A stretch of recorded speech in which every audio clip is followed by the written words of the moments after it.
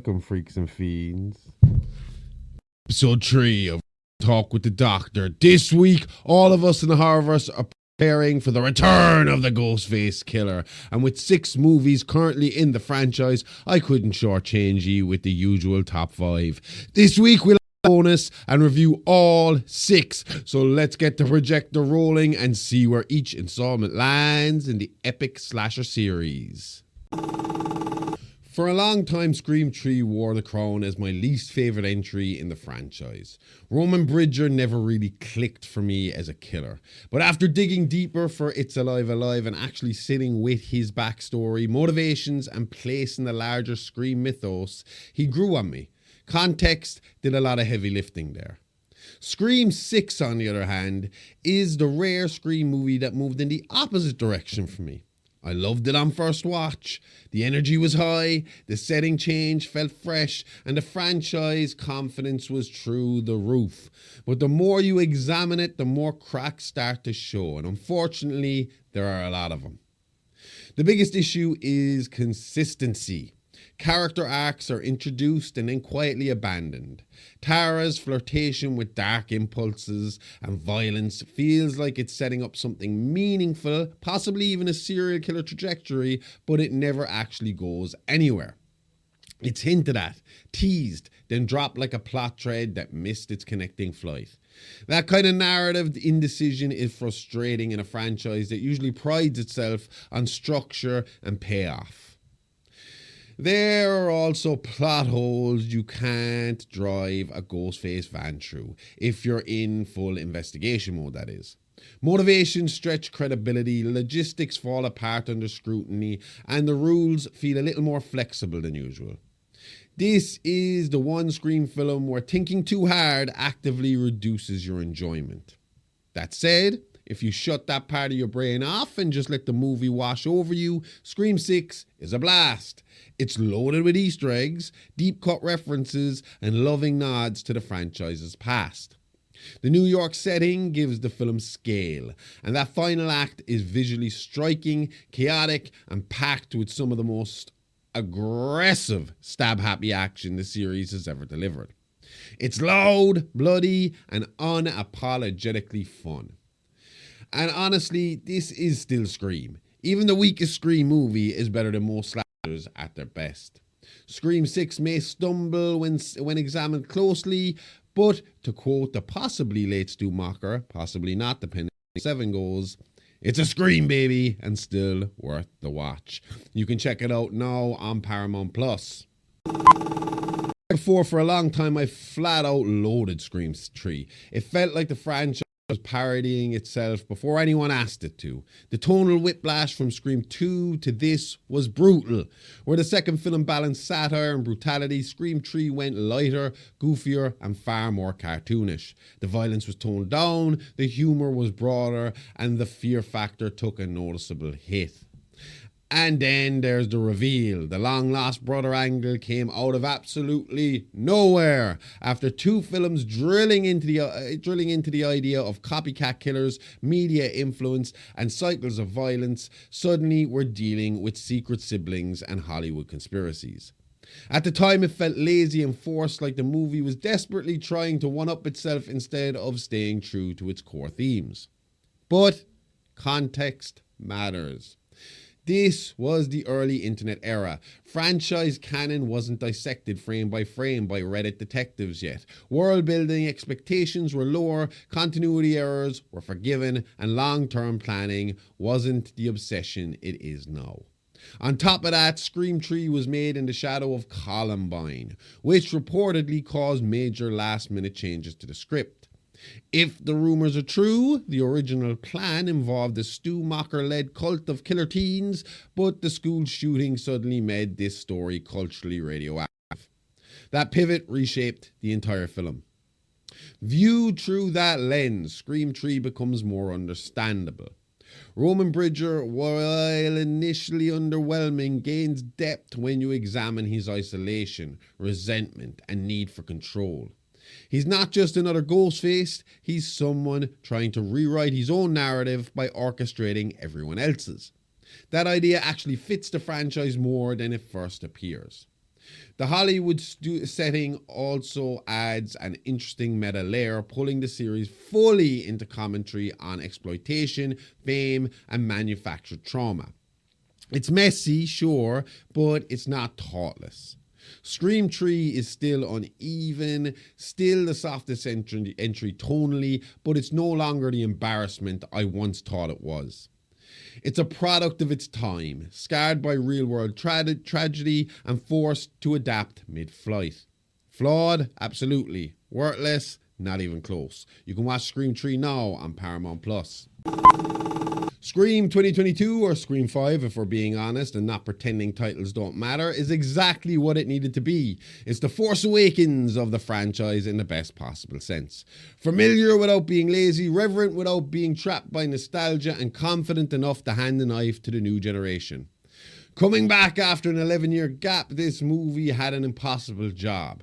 It needed to welcome new audiences without alienating long-time fans, respect Wes Craven's legacy without imitating it, and prove the franchise still had something to say, and for the most part, it absolutely pulls it off. The performances across the board are strong. The new cast doesn't feel like disposable fodder, which is crucial in a Scream movie. They're grounded, likeable, and flawed in believable ways. The returning legacy characters are used sparingly and with purpose, never overshadowing the new blood, which reminds us exactly why this world matters. The motive is pure Scream, obsessive, self-aware, and deeply uncomfortable in how close it cuts to real fandom culture. It understands that the horror isn't just a knife, it's entitlement. That true line feels honest, timely, and perfectly in step with what the franchise has always skewered. The kills are another major upgrade. They're meaner, bloodier, and far less sanitized than some previous entries. This Ghostface doesn't play around, and the brutality feels intentional, a statement that this isn't a soft reboot and nobody is safe. The tension is sustained, not just spiked. What really earned Scream 2022 its place is how well it keeps you guessing. The mystery works. Red herrings are planted carefully, suspicion shifts naturally, and the final reveal doesn't feel obvious on first watch. That's not easy this deep into the franchise. Is it perfect? No. It leans heavily on familiarity, and some beats echo past films a little too closely. But as a re-entry point and a tonal reset, it succeeds beautifully. Scream 2022 proves that franchises didn't just survive the hiatus. It sharpened the knife while it was gone. You can watch Scream 5 now on Paramount+. For a long time, Scream 2 was my favourite entry in the franchise. A lot of that comes down to timing though. This was the one that landed right as I was really developing a taste for horror, the one that felt bigger, bolder, and more vicious than what had come before.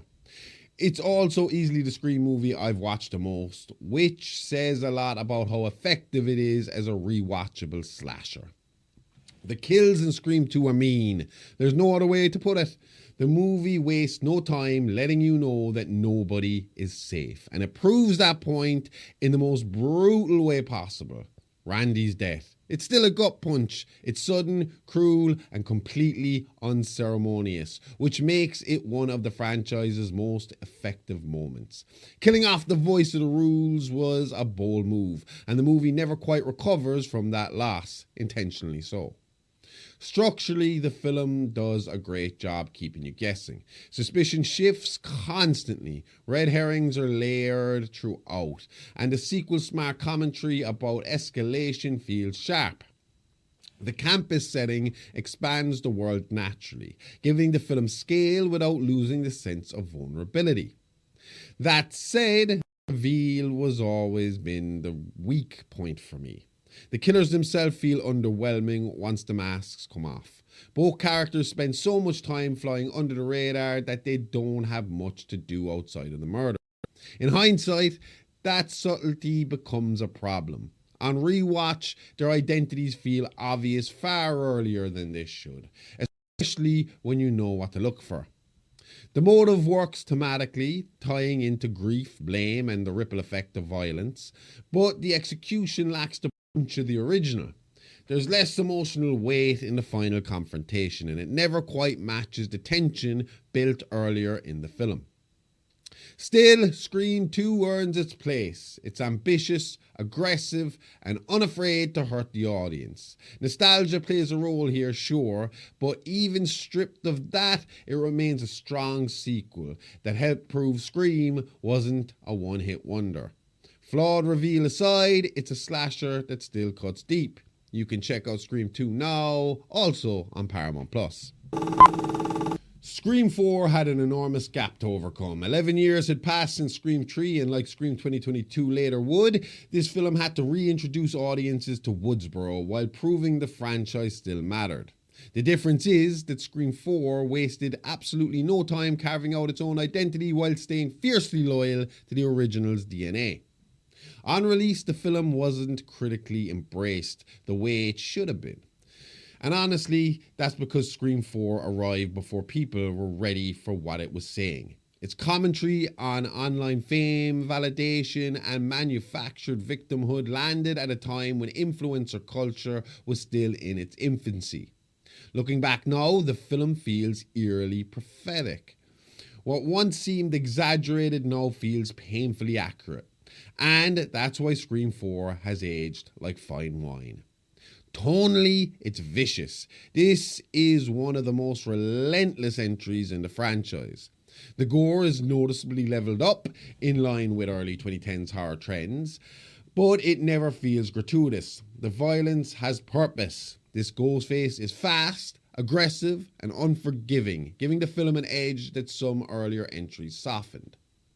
The balance between old and new is handled beautifully. Legacy characters aren't sidelined, but they're not treated as untouchable icons either. The new generation is front and center, and the movie makes it clear that this is a passing of the torch, whether anyone likes it or not. The ending is where Scream 4 truly shines. Ghostface comes dangerously close to getting away with it, and there's a genuine sense that the franchise could have gone somewhere radically new. Some fans still argue that it should have. Letting that ending stick could have pushed Scream into bold, uncharted territories. Unfortunately, low box office numbers at the time kept Scream 4 isolated, preventing it from launching a new era back then. But in hindsight, it stands as one of the franchise's strongest entries. Smart, brutal, ahead of its time, and fearless in its commentary. Scream 4 didn't fail the audience just hadn't caught up yet. You can check out Scream 4 just like the rest on Paramount+.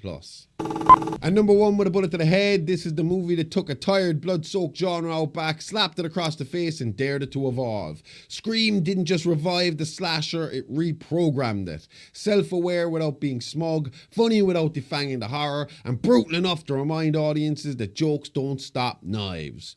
What makes Scream untouchable is how confidently it balances its tones. It understands the rules of horror and then weaponizes them. Characters talk about slashers while actively bleeding in one. The meta-commentary never feels like a gimmick because it's baked into the DNA of the story. It's smart, but it's never soft. When it needs to hurt you, it does. The opening alone changed everything. That first scene didn't just shock audiences, it rewired expectations. It told viewers immediately that no one was safe, and the familiarity was a trap. That sequence launched 1,000 knockoffs and ignited the 90s slasher revival almost overnight. Everyone wanted to be Scream. Very few understood why it worked. The reveal remains iconic because it's earned. Billy Loomis and Stu Macher aren't just killers, they are a performance. Skeet Ulrich brings cold, manipulative menace, while Matthew Lillard delivers unhinged chaos that borders on operatic. Together, they create a dynamic that feels dangerous, unstable, and horrifyingly plausible. Their chemistry is lightning in a bottle, and no Ghostface duo has matched it since. The ending is perfection. Bloody, frantic, funny and messy in the best way. Characters stumble, panic, bleed, and make mistakes. Survival feels accidental rather than heroic. The realism grounds the madness and makes the violence hit harder. Scream also understands something crucial. Horror reflects its era. Media obsession, voyeurism, and violence as entertainment are all interrogated without lecturing. It trusts the audience to keep up. Nearly 3 decades later, it still can't be beat. The blueprint holds, the knife stays sharp, and the scream still echoes. You can watch the OG Scream now, just like the rest, on Paramount Plus. And that's it for this week, my fiends. Go have yourself a stabathon and let the theories roll for Scream 7. Is a TV to the head along with electrocution and some stab wounds really enough to kill a man? Or has our favourite Ghostface been pulling the strings like a demented puppet master all this time? We'll find out in just a few days. It's gonna be fun. If you like that, then check out our Patreon with subs only $5 a month with a 7-day free trial. That's at the Horrorverse Network, only on Patreon.